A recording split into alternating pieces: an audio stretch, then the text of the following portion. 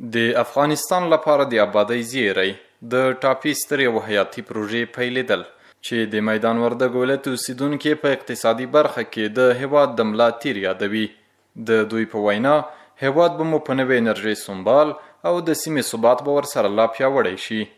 د ټولو په سر کې خو د دغه لوړې او ویاړلې پروژې مبارکي ټولو هیوادوالو ته وړاندې کوم. خوښه او خوشحاله یم چې په هیواد کې د اسلامي امارت په راتلو سره په لوی پروژو باندې بیا کارونه سره پیل شوي. تر ټولو یوه ډیره مهمه ګټه یې دا ده د دو پروژې البته ما د نظره که چیرې دغه پروژه عملي شي پلې شي نو د سیمې ثبات به ورسره رامنځته شي ځکه دلته د دغه سیمې د هیوادونو ټولو ګټې خوندي کیږي.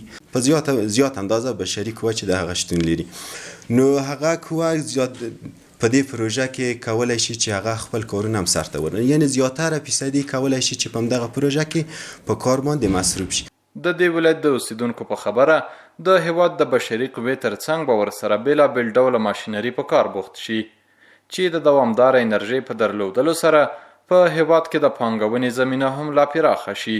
افغانستان کې دلته د ماشینرۍ څخه به استفاده وشي، مختلف ماشینونه په دغه پروژه کې په کار باندې واچول شي او د هغې څخه به استفاده شي. او دوهم چې د بشري قوه ده دلته به د کوم هغه بشري قوه چې ده د هغې څخه به په ځای او په سالم ډول د هغو څخه استفاده وشي او هغو ته به د یوه کار زمینه برابره شوې وي. هغه ځوان کادرونه چې نورو هیوادونو ته د کار د تلو دپاره مجبوره کیږي دلته په کار مصروف شي. هغه مسلکي کسان چې زموږ هیوادوال دي انجینران دي په دې برخه کې یا نور کوم کادرونه دي چې په دې برخه کې پوهیږي هغه په دې برخه کې په کار شي.